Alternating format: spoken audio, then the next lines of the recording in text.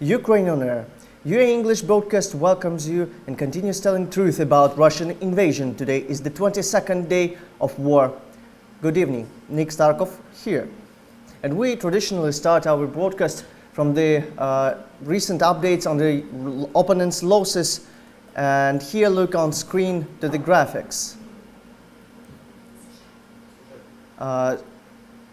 You'll see the relevant graphics later, and now we will see the material that goes about actually the same relevant story. And as soon as today is the 22nd day, we wanted to show you how territorial defense and armed forces of Ukraine and entrepreneurs preparing shelters, defensive positions in Ukraine. So let's watch our material.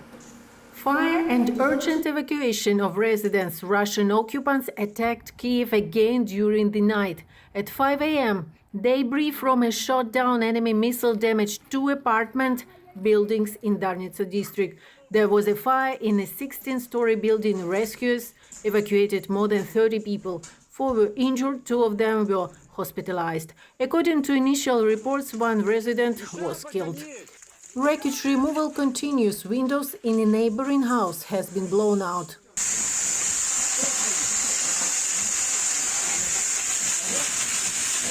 The Russian occupants do not stop attacking Kharkiv. At night, they shelled residential buildings, schools and warehouses. A half-hour's drive from Kharkiv in the town of Mariupol, a school and a house of culture were destroyed, and nearby residential buildings were also damaged. There were casualties. Rescuers are working on the site.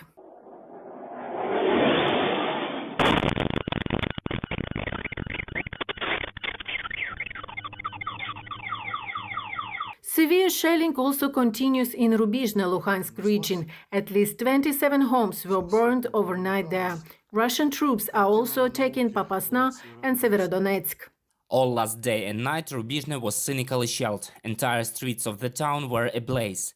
Orcs, Russian invaders, are using all kinds of weapons to kill residents of Luhansk region. In the regional center of Severodonetsk, the occupants killed 1 person. It was also loud in Popasna. Residential buildings were damaged. Now in Sarne-Rivne region, the aftermath of the airstrike on the city is being dealt with as well. The day before, late in the evening, the enemy fired a missile at one of the military infrastructure facilities. There were no casualties or injuries. A team of experts went to the scene of the incident at night. I visited the site of the airstrike. There were no casualties, but the buildings were damaged. Further, we will continue to monitor the work of the humanitarian hub. Today, also removal of the consequences of yesterday's airstrike on Mariupol has started. The day before, Russian troops bombed the drama theater. It served as the largest shelter for the citizens. More than 1,000 civilians were hiding there from the brutalities of the occupants. The central part of the building was destroyed. Information about the victims is still being clarified. The debris has not yet been removed because of the fierce fighting. The city is still under siege. But in the morning, rescuers began to evacuate people from the bomb shelter. A direct strike destroyed the drama theater, where these people were hiding. And they say how lucky we are. We know that unfortunately many people are not that lucky today. And it's a horrible tragedy. But we're not going to give up. We are going to do everything we can today to make sure that the Green Corridor works, that people have the opportunity to evacuate. The aftermath of the strike on the Neptune swimming pool in Mariupol, on which the Russian army dropped an aerial bomb yesterday, also is being dealt with at the moment. A pregnant woman was trapped. Everything inside was destroyed. Only pregnant women and women with toddler under 3 years old were here. There were no military personnel. Look what happened to the Neptune. At 9 a.m. today, the entire Ukraine has been plunged into silence. A nationwide minute of silence honored the memory of all those killed because of the war initiated by Russia. Such minute, according to the decree of President Volodymyr Zelenskyy, will be held daily.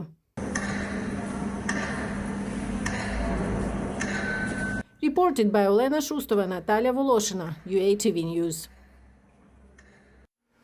already 14,000. This is a death range of personnel Russian military has lost in Ukraine already. Here on screen you see the updated information about the general total losses of Russia, and it provides also tanks, armored fighting vehicles, artillery systems, multiple rocket launchers, air defense systems, airplanes and helicopters, automobile vehicles, ships and boats and fuel tanks, unmanned aerial vehicles and special equipment.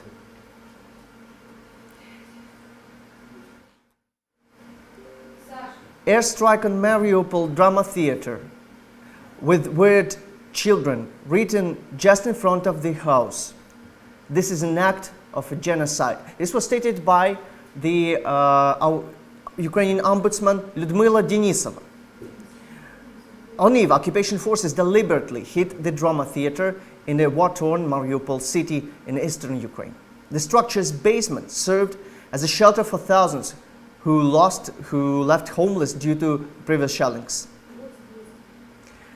A bomb shelter under the theater withstood the airstrike, and after that the rescue operation and cleaning operation has started. Let's see what our official stated on this.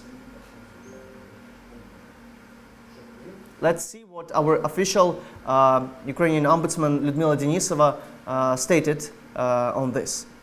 The airstrike on this building, which is marked on all sides with the words children, is an act of genocide and a terrible crime against humanity as defined by the Rome Statute of the International Criminal Court. Punishment for the racist troops and the leadership of the terrorist state will be inevitable and cruel.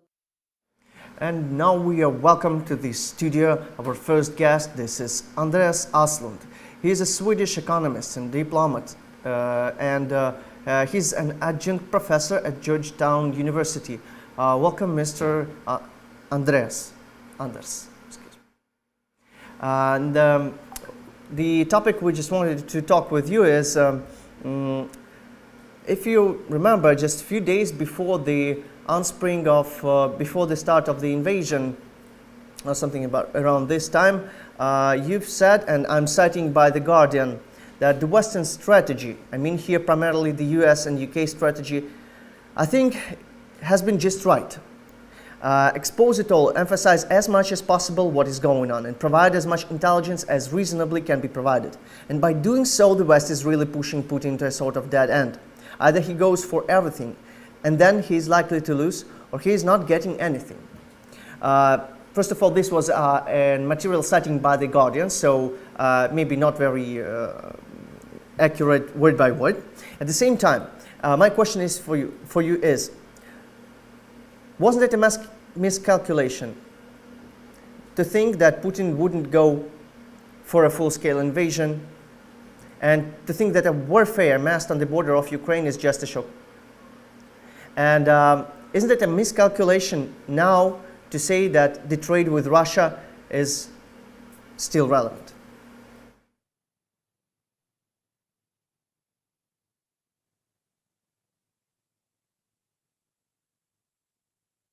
We have some technical problems, and we will come back to our discussion with the economists later. Now let's go back for the situation that is going on in Mariupol right now, and let's see what Mayor Volodymyr Boychenko said, that almost 90% of the Mariupol city has been wiped out. Let's see what he said just today about the situation with the evacuation of Mariupol citizens.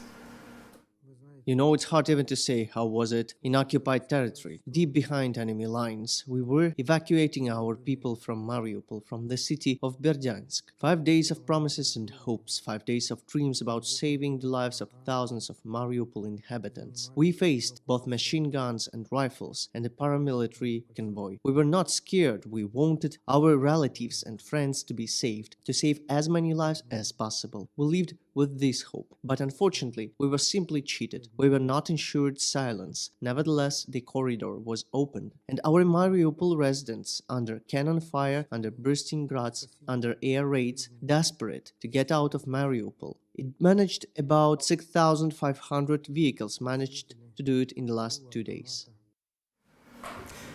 And right now, what happens on the other side? We know from the confessions of the Donbass women. The next material is not verified till the end. But what we definitely know, these are names of those brave women that dared to say it loud, our men are dying in Mariupol right now. Listen next.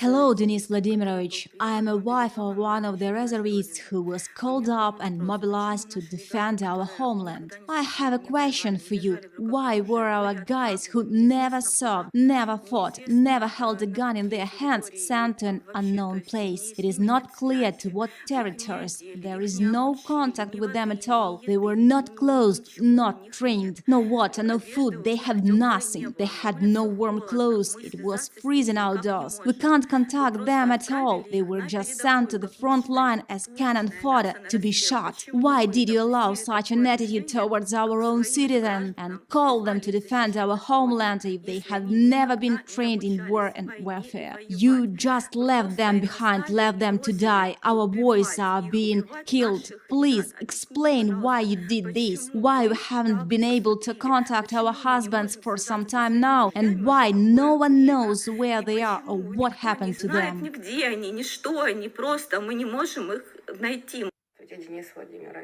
Dear Denis Vladimirovich, the wife of a reservist who used to work in the heating system is here to talk to you. On February 23rd, he and his colleagues went to defend our homeland. He showed up at a mobilization point. There are people who have worked all their lives for our republic. Now they are on the front line. They didn't become cowards. They are ready to defend their homeland. But they are in such conditions that it's a nightmare. I'm not even talking about the cold. I understand it's war out there. They have no food, they have no water, they have no communication. We didn't know anything about them for a few days. Now they are under Mariupol, 8 kilometers away on the front line. They are being taken away in groups and not all of them are coming back. They have people killed and wounded. The whole issue is that these are people who have never been in combat, never held a gun in their hands. Now they are completely untrained, forced to go into combat. Dear Denis Vladimirovich, I am addressing you as the wife of a mobilized man and also on behalf of all mothers and wives. Our husbands and sons have never held weapons in their hands and were sent to the cruelest environment, terrible frost, lack of food, with no training of any kind. There is no communication with many. Many are on the first line. They are not military, they are ordinary people, they are utility workers, lawyers, economists, employees of ministries. We are asking for your help. Get them off the front lines, from the hot spots where our fighting is taking place, because there are specially trained units for that. Many of them are located in Donetsk, simply on a barracks position. And now we again here with our guest, Mr. Anders. Hi again, greetings to you. Sorry, there was some disconnect. To you, because we have sometimes war conditions in Ukraine and also troubleshooted connection. And I briefly re-answer you, re-ask you. Your question, so I can answer immediately. Yes, I think that this was very much the situation.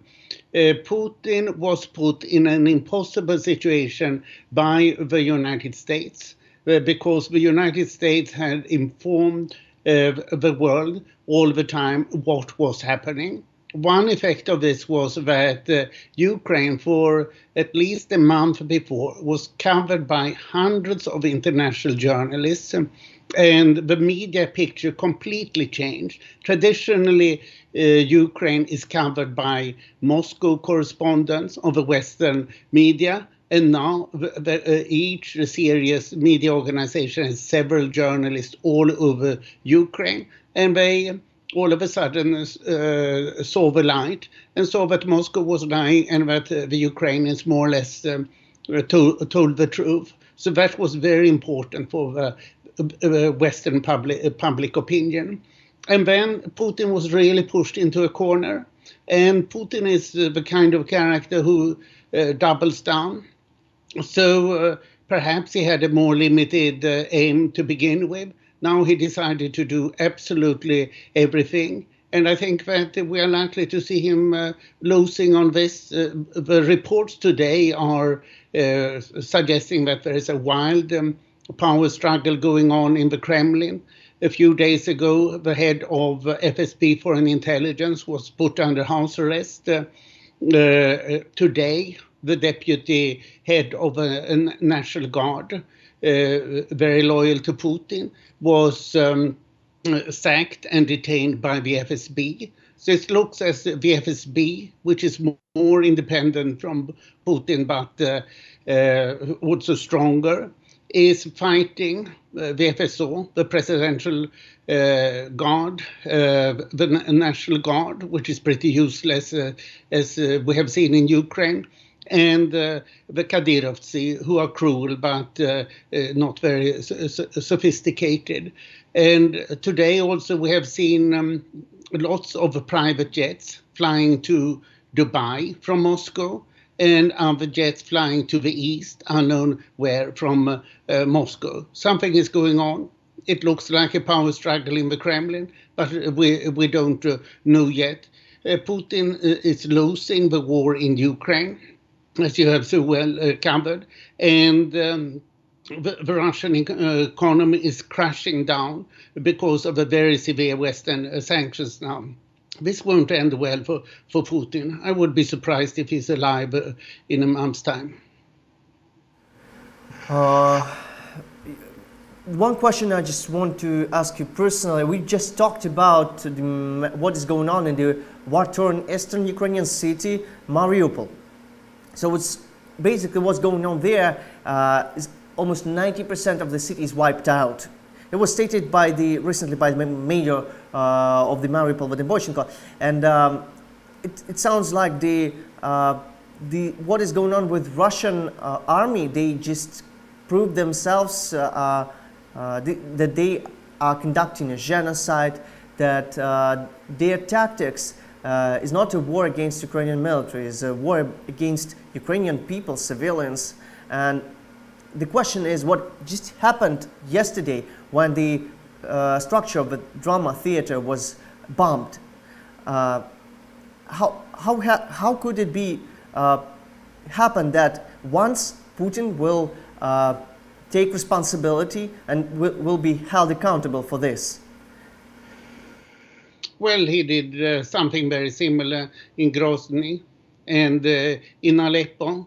So it's clear that the Russian soldiers understand that they would lose if they try to pursue a normal war in Mariupol. So instead they try to bomb and bomb and bomb, because what they have is old Soviet bombs in large numbers.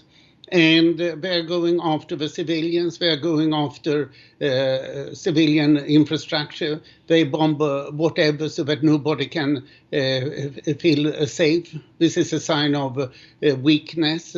And of course, talking about Ukrainians as either a brother people or as if it's a part of a Russian nation. And then you bomb them like that. And on top of that, when you don't have enough soldiers, you call up Syrian mercenaries. So this is just absurd. You can't. Putin still calls this a special military operation in defense of DNR and the LNR. makes no sense. Well, it's obvious that it's an all-out war to take over Ukraine, and he doesn't have the forces to do so. We see now that nothing in the Russian military functions because Russia is authoritarian kleptocracy. What Ukraine is, among other things, showing is how much stronger a democracy is than a dictatorship. Thank you. And when we are talking about the ongoing negotiations today, the representative of Ukrainian part to the negotiation process stated that the draft of some sort of the negotiation resolution is already on the table. And what do you think about the Russian position that was slowly, inch by inch, day to day, was deteriorating? And what's your vision on the probable peaceful treaty or some kind of a ceasefire agreement or any other kind of agreements? Well, I think that Ukraine will win the war. I think that the Russian troops will run out of Ukraine as fast as possible because they have no motivation. They were not told that what this war was meant to be, and they are completely demoralized. As my Ukrainian friend says, the Russians don't know how to fight, and they don't want to fight. So therefore, they are preferring to bomb from a distance. And it now looks as if Ukraine has soon taken out half of the 100 battalion tactical groups that were sent into Ukraine. And soon the Russians will not be able to fight any longer. This is becoming an outright Ukrainian victory. My guess is within 2 weeks, if Putin doesn't use very dirty weapons, which he might do. And these pictures really show how able Ukrainian troops are and how useless the Russian troops are. You can't make this many mistakes, even if you have a lot of hardware. So I think that this looks pretty good for Ukraine. And about the negotiations, it's interesting that the Russians no longer demand regime change, what they call denazification in Ukraine. And they also don't call for a full demilitarization. These are the things that they have given up on. For the rest, they insisted on recognition of LNR and DNR and Crimea. There's no reason to accept this. They call for some kind of neutralization of Ukraine. Well, that was Ukraine's problem. It was neutral. That's why Russia attacked in 2014. I think that NATO will have to reconsider its attitude to enlargement to the east after Ukraine has won. So I think that it's good to continue talking with the Russians, but of course there's no reason for either side to make an agreement now. The Russians want far more than they deserve, and the Ukrainians are now swiftly winning. So I think that it should continue. And my basic view is that after this, Russia should pay enormous reparations. And that should be relatively easy to facilitate because about $400 billion of Russian central bank reserves are now frozen by Western powers. And this money should be used for reparations to Ukraine. You can look upon this as an enormous insurance fund so that everything that the Russians have destroyed should be paid by the insurance from these funds from the Russian central bank. Are all with this probable future decision? I think that Russia has to pay for all it did in Ukraine, all destructions. It affected cities and airstrikes and for Mariupol, and all these reparations will go to fund the restoration of Ukraine. Thank you very much for being with us. This was Andres Aslan, the adjunct professor of Georgetown University. And our next story. Today, Ukrainian President Volodymyr Zelenskyy gave a speech in the Bundestag, in the German parliament.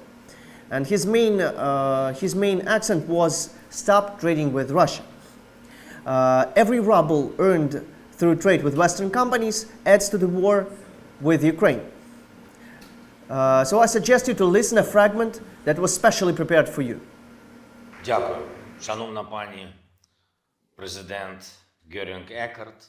Distinguished Madam President Göring-Eckardt, distinguished Mr. Chancellor Scholz, distinguished ladies and gentlemen, deputies, guests, journalists, the German people, I'm now addressing you after 3 weeks of full-scale invasion of Ukraine by Russian forces, after 8 years of war in the east of my state, in Donbass. I'm addressing you while Russia is bombing our cities, destroys everything in Ukraine, everything, residential buildings, hospitals, schools and churches, using missiles, air bombs and rocket artillery. Thousands of Ukrainians died over 3 weeks. The occupiers killed 108 children in the heart of Europe, right here in the year 2022. I'm addressing you after numerous meetings, negotiations, statements and requests, after steps in support, some of which are belated, after sanctions that are clearly not enough to stop this war, and after seeing how many ties your companies still maintain with Russia, with a state that is just using you and some countries to fund the war. In 3 weeks of war for our lives, for our freedom, we've seen what we felt before, and what you probably haven't all noticed yet. But you're like being behind the wall again, not the Berlin one, but in the middle of Europe, again, between freedom and slavery. And this wall grows stronger with every bomb that falls on our land, on Ukraine, with every decision that is not made for peace, not accepted by you, though it may help. When did this happen, dear politicians, dear German people? Why is this possible? When we told you that Nord Stream was a weapon and a preparation for a great war, we heard in response the answer that it was economy. Economy? Economy. This was a cement for a new wall. When we asked you what Ukraine must do to become a member of NATO, to be safe, to receive security guarantees, we heard the answer. This is no such resolution on the table yet, and won't be anytime soon. And neither is a chair for us at that table, just as you are delaying now with the question of Ukraine's accession to the European Union. To be honest, for some people, this is politics, but in reality, these are stones for a new wall. When we asked for preventive sanctions, we appealed to Europe, we appealed to many countries, we appealed to you. Sanctions so that the aggressor would feel that you are a force.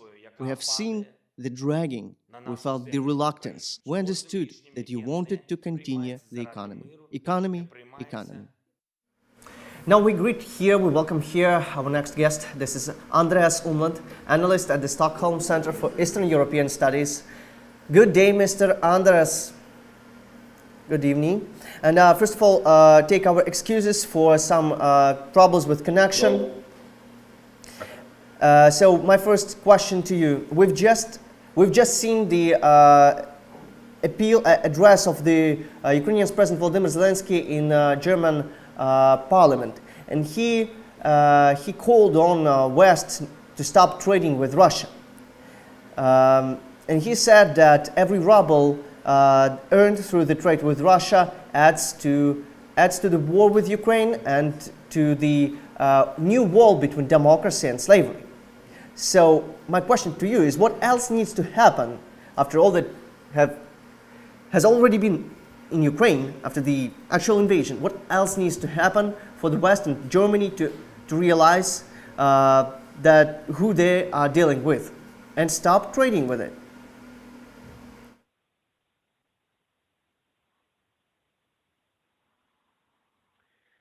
I'm also very critical of this development that we are still trading with Russia. Historically speaking, we have changed our foreign policy, and I'm saying here we because I'm German, radically in the last month, but all changed. So we have imposed via the European Union sanctions. Germany is now delivering weapons to Ukraine. However, this is not enough, and this is not in congruence on the ground in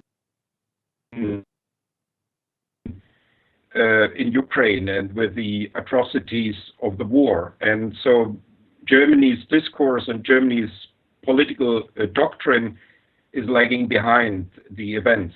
It has changed, but it is still. The problem here for Germany is that imposing these additional sanctions, in particular, not any longer importing Russian oil, gas, and coal, would create. So it's for countries like the United States, Canada, Great Britain, or Sweden, it is much easier to impose sanctions. For Germany, there's a cost to it, and Germany has to bear this cost. But by that, I think we have some problems with connection. Immediately stop all imports. And we are sorry that we are now in the war conditions. We have problems with internet connection, and that's why technically we have just we have to go for just one last question, and very brief for you. So recently, Mr. Podolyak, Ukrainian representative to negotiations, said that Poland is a party to the Russian-Ukrainian negotiations. And also Financial Times yesterday, on the eve, published the article stating that Ukraine is going on some concessions in negotiations. What was it? Was it a hoax? Was it a blunder? Was it an editorial blunder? What was it?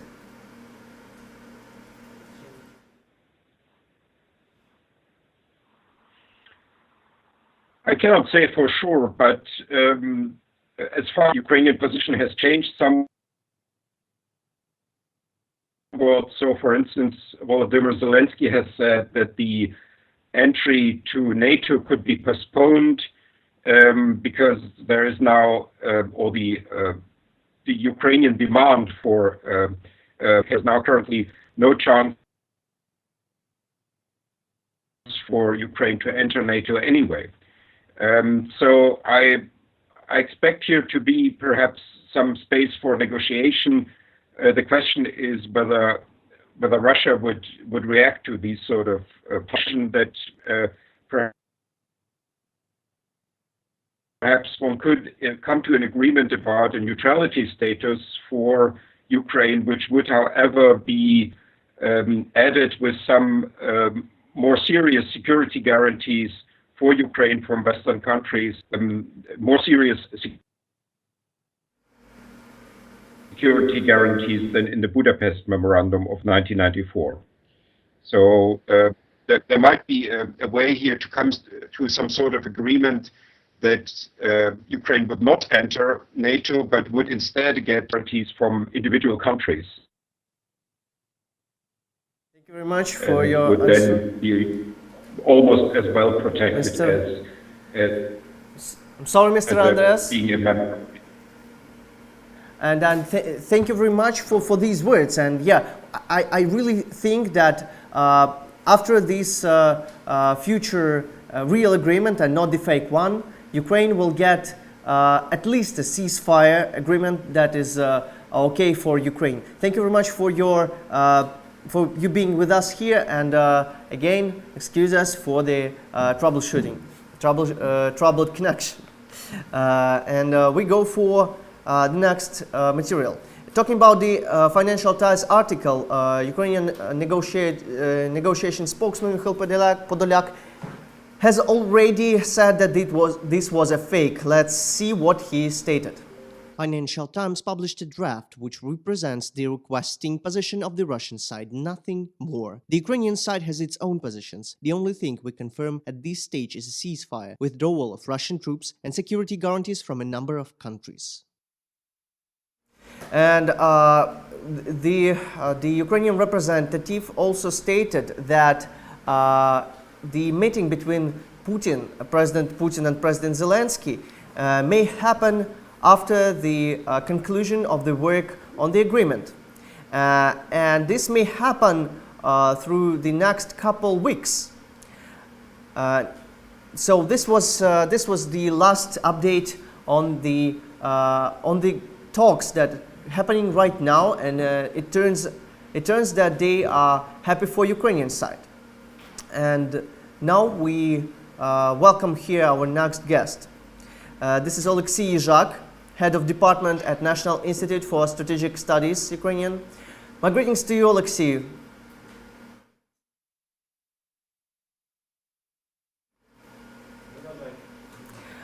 So, recently, a federal chancellor of Germany, Olaf Scholz, denied the possibility of NATO taking part in this war that Russian Federation started in Ukraine. He also stated that Germany will make all efforts for the stop of the aggression, for the combat activities in Ukraine, and that Germany will continue to back Ukraine with its humanitarian support.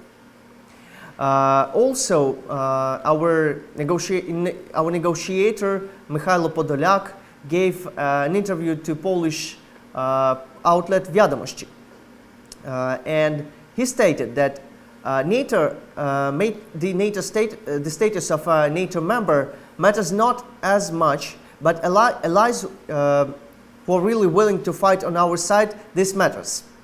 The invasion of Ukraine showed that the entire architecture of Europe will be changing. We must know that Putin can only be stopped by force. NATO doesn't have that power today. And hello, Mr. Alexei, Mr. Yizhak. What's my question to you? What's your stand on this? Could you somehow comment the statement of our negotiator?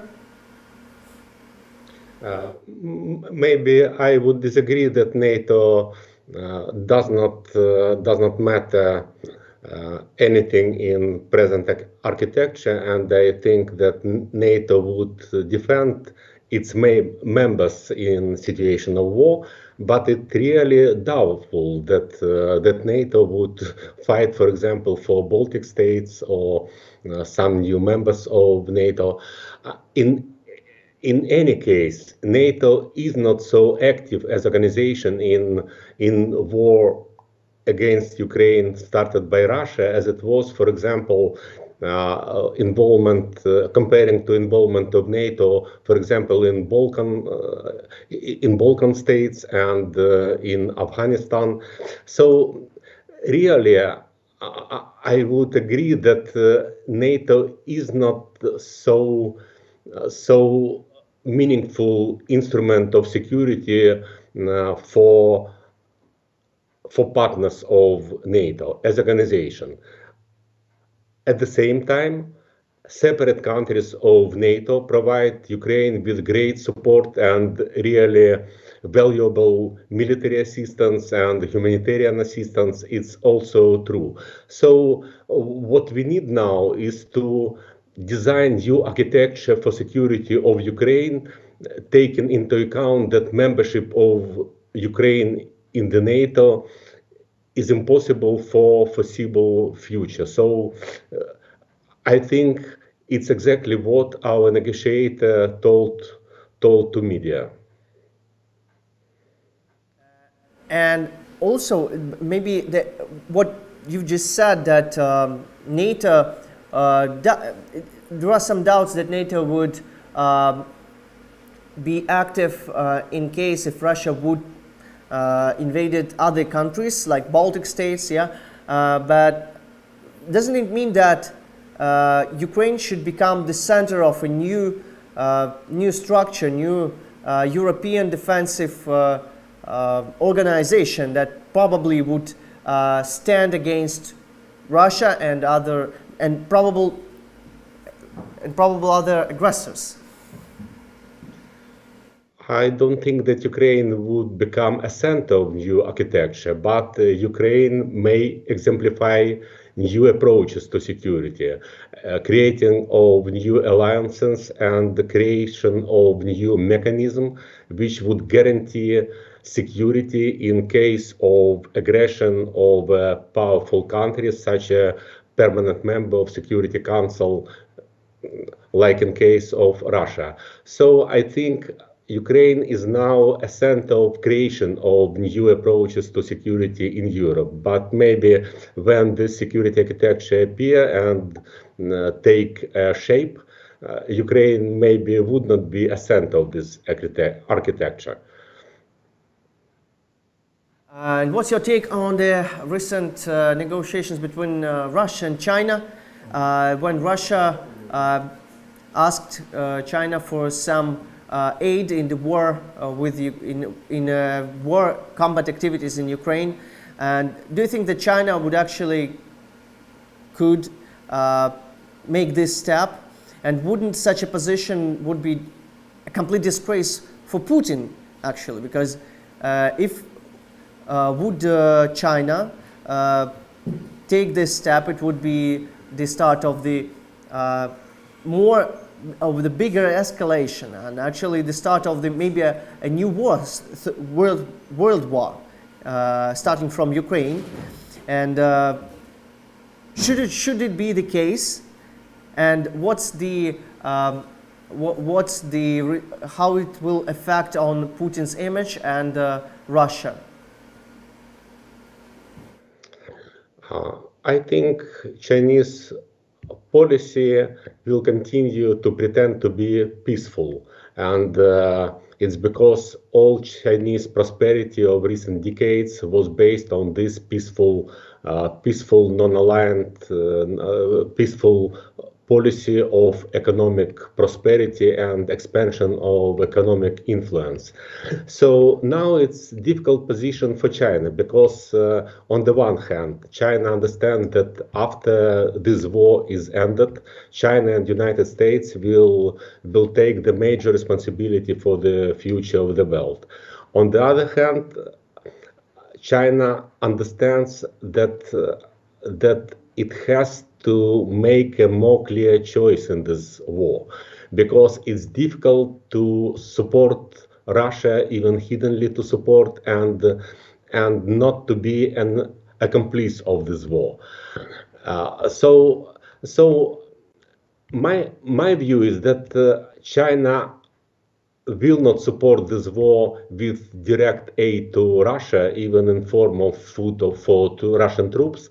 But on the other hand, Russia will try to keep economic relations with Russia and support this war indirectly. So Chinese position is not to support this war in this form, but China still try to support Russia in its defiance towards the West. So I believe really Ukraine has to review its relation with China after the war is ended, and this review will depend on Chinese behavior during this conflict.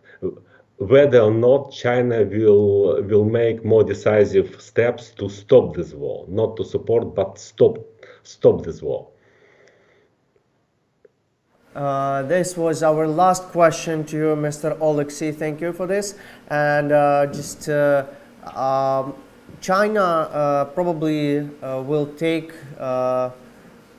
its own solution, and I think that neutrality of China in this situation will make some effect into this situation. And thank you very much for your comment on this. And we go for next material that we prepared for this. While China stands neutral, while Russia makes concessions, at the same time Western countries are unwavering in their support. For example, Poland takes hosting millions of Ukrainian refugees and IDPs. The International Organization for Migration estimates that since the end of February, more than 2.8 million people have left Ukraine. Thousands of refugees fleeing from the Russian aggression are departing daily to Poland.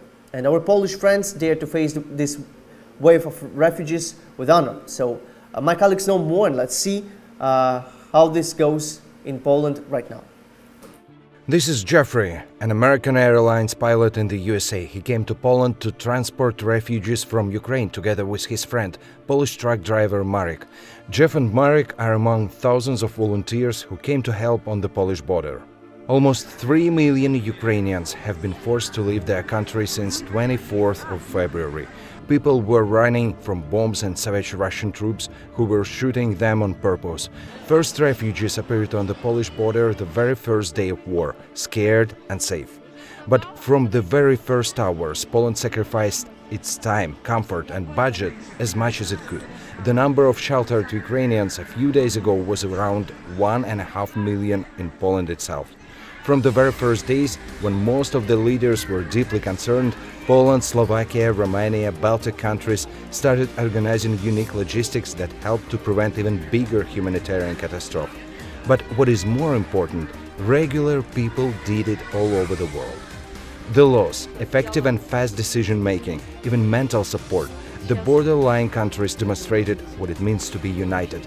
Poland now is overpopulated, the pressure is high, but it gave the world time to find new solutions and hubs for Ukrainians.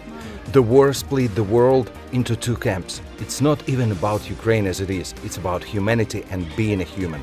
Regular people united to provide help for the first refugees from the bombed territories. And Poland has become the most powerful and most effective volunteer hub in the modern history of Europe.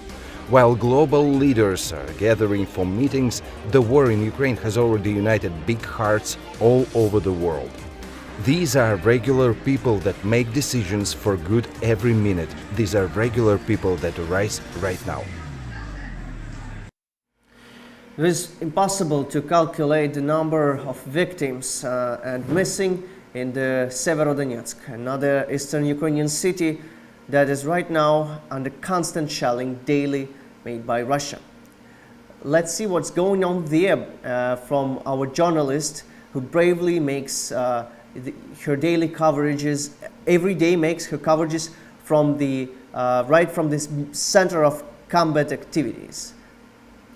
Volunteer Volodymyr is mobilizing humanitarian supplies for 120 people who are now living in a basement of the Sadko pool. He is 33 years old. In 2014, he also volunteered in his hometown. This time, he sent his family to a safe place, while he has remained to help those who hide in basements. He says he cannot do otherwise, as thousands of people now cannot leave their shelters due to constant shelling, whilst stores have nothing to offer. This is my hometown. I was born here and I live here. But life turned us that way. I didn't leave the place back in 2014 earlier. I'm here alone. I made a decision to stay to help people as long as I could help. We raise money to help drivers refuel their trucks. They are heroes as well. They overcome great distances across Ukraine heading to the Donbass region. And I don't forget about the Luhansk region either, as many are in dire need of humanitarian assistance. There are no lists yet of where and how many people and children are in need, as some are living, some on the contrary crowd bomb shelters, and some seek for other places to hide. Volodymyr has brought humanitarian supplies to the Sadko pool, where about 120 people constantly stay in the shelter now. Vyacheslav, apartment building custodian, says that they accept everyone who is in need of a safe place. It happened so that people from all around the neighborhood come to our place. Our shelters are provided with electricity, gas and water supplies. There is also autonomous heating system. Therefore, we fully control the climate inside our basements, while there is no, and there no longer may be, gas, light and water, and no heat supply in the neighboring basements. Do you accept everyone or not? We are doing our best to host everyone. Earlier, there was place to sleep mostly. Now people can also sit and stand there, as the situation demands. There are many families with young children in the large basement. Some of them have not seen sunlight for 3 weeks now. Мира и домой. We want peace and we want to go home. What else could we wish? We have everything here. Could people help us? Everything is fine. The bed is not so good. It pains. But how else a person of my age could feel? We wish peace, of course, that this madness comes to an end soon. That's what we dream about. The rest comes later. We need tithes for children. There are 3-year-olds. For how long have you been living here? A few hours. We have arrived today. It's the first day they are here. They have left a bomb shelter at their place. We also need some clothes. Why have you quit your previous shelter? We had our glasses shattered and the balcony fall down. Everything is destroyed.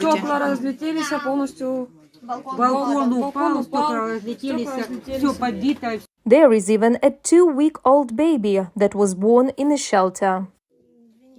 Did you give birth right here in this shelter? Yes. Who assisted the delivery? A doctor. The Sadko building has already been damaged by shelling. On March 8th, a shell broke into one of the rooms. There were already about 100 people in the basement by that time. Nobody was hurt. There used to be a gym before, all equipment updated, and this will be in need of being replaced after the war for sure. But no one is thinking about this now. They say life is the most precious thing, and there are more than 100 of lives in the basement. A smash was heard on March the 8th, and screaming could be heard coming from the basement. It was loud. Nobody masked and got panic, but people came out saying what has just happened. One shell downed on the football field, and the second one broke into the room. Were there people anywhere here? Yes, people were downstairs. They stayed there since the first day of the bombardment, February 24th. A fire broke out. Everything was in flames. People came down to help extinguishing the fire. Soon firefighters' crew arrived. We joined our efforts in putting the fire out. Today, the city of Severodonetsk is a daily target of the shelling by Russian troops. Starting from 6 a.m., multiple rocket launchers have been hitting the city. Buildings are burned down. No one can calculate the exact number of victims and those who need help because of incessant shelling. Many have gone missing. People are looking for their relatives on social networks. There is communication problem in the city. In some residential areas, no mobile network has been available for more than a week. Reported by Marina Stepanenko, Anastasia Volkova, UATV News. In course of the negotiation process, Russia has taken a commitment to ensure the safety of a humanitarian corridor to the Mariupol city. But as soon as the convoy with buses, humanitarian buses, reached the occupied city Berdyansk, the occupation forces started looting it and taking away all the necessities and food. As a result, the convoy was forced to return to Zaporizhia, leaving all the humanitarian aid to the residents of the occupied resort. So let's see how this happened in our story. There are about 400 people in these buses. The majority are refugees from Mariupol. The day before, they were able to independently get out of the most destroyed city, first to Berdyansk and then to Zaporizhia. Right there in the convoy is a bus with 116 children. All of them are students of one of the Berdyansk boarding schools. The road, 200 kilometers long, took more than 10 hours. Most of the way had to be overcome through the occupied territory. We stopped frequently, but in general it was okay. Approximately 9-10 hours. Was it difficult? Well, it was hard because we were traveling with the little ones. It was okay. How long did we drive? For a long time, I guess. It took us almost the whole day. We will go again in the morning. And when we arrive, all I want is a proper shower. That's all, and to sleep. For the moment, the children were placed in a special school. They ate and were allowed to rest. Our children had a difficult road. At 2 o'clock in the afternoon they left Berdyansk, and only now at 10:40 p.m. they have arrived to the city Zaporizhia. We hope that the kids will get a chance to rest in the time given, and tomorrow morning they will be on their way again. 116 children and 4 adults, everyone will be with us. The bedrooms are ready. Everything is ready for the children. Today, children from the Berdyansk boarding school have already gone to Poland. Then they will go to Italy. Meanwhile, cars with refugees from Mariupol continue to arrive in Zaporizhia. Some Russian occupiers are already shelling the territory of the Zaporizhia region. They are seriously injured. And another case, this is from our column that came from Berdyansk. Someone, how do we call them right now, someone had a nervous breakdown, or perhaps was just stupid enough. He shot at the column and hit the child in the face. Fortunately, the car of the Red Cross accompanied us. The child was given first aid and taken away with his parents. We made a green corridor, and the kid is already in our hospital, the Regional Children's Hospital. He is already undergoing surgery. According to the head of the Zaporizhia Regional Military Administration, just in one day the city received about 6,000 refugees from Mariupol. We are a transit point that accepts people. We keep the books, provide first aid. You see, now they don't let people out of Mariupol on buses. So they leave using their cars. They refuel and go where they have decided. I talked to people today. Some went to Lviv, some went to relatives in Poltava, someone goes to Cherkasy and Dnipro. A lot goes even further. Those who stay receive shelter at schools, other educational institutions, and even in the building of a circus. In general, if necessary, the city is ready to host up to 30,000 refugees. Reported by Marina Stepanenko, Serhiy Ostapchuk, Konstantin Ustenko, UATV News. 3 weeks after Russia invaded Ukraine, Ukraine still has peaceful regions. Poltava region in the center of Ukraine is one of such regions. At the same time, once Russia will step and enter this region, it will be a surprise for her, because the defensive territorial units and entrepreneurs has united to create the outpost that would defend Ukraine once they might do this, once Russia makes this step. Let's see how this happens in Poltava region in the material, in the story made by my colleague. 3-meter anti-tank hedgehogs are produced in the Poltava region. The weight of one such is 7 tons. Neither a car nor a tank will move it from the place. Ви самі бачите, як він називається. You know what it is called. Our defenders promised to send me a photo from the Sumy region. Мені обіцяють прислати з межі Сумської області фотографію, де вже один такий виріб пройшов іспитання, де в нього стріляли. Where one such product has already passed the test. Russians shot from a tank despite the fact that the upper part was destroyed, but the product itself survived. The anti-tank hedgehog occupies 2 lanes of the road. It is very effective at roadblocks. Poltava women decorated them with ornaments and inscriptions "Glory to Ukraine." There are smaller but equally effective constructions. Ці їжаки, вони дуже цікаві тим, що як ти їх... These anti-tank hedgehogs are very interesting because no matter how you put, they will still be operational. Колеса в будь-якому випадку, як би їх не розкидали. They pierce the wheels in any case, no matter how they are scattered. These anti-tank hedgehogs are made in the shape of swallowtail. They are also produced by other companies. The most popular are from meter rails and pipes. The weight of one such is up to 300 kilograms. Була така вимога, що вони були... There was one requirement. They should be very strong. To do this, we reinforce it so that no Russian tank would pass along our Ukrainian road. On the second day of the war, Poltava Enterprises responded to a request to help the army financially and with labor. Це така конструкція, на яку, коли танк... Due to this structure, the tank can't drive forward or backward.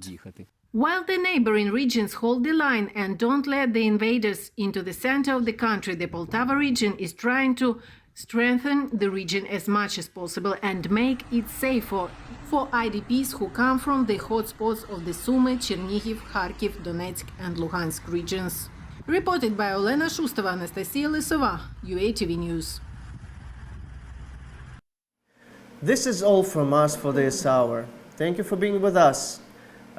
This was Nick Starkov in the UA English broadcast. See you tomorrow.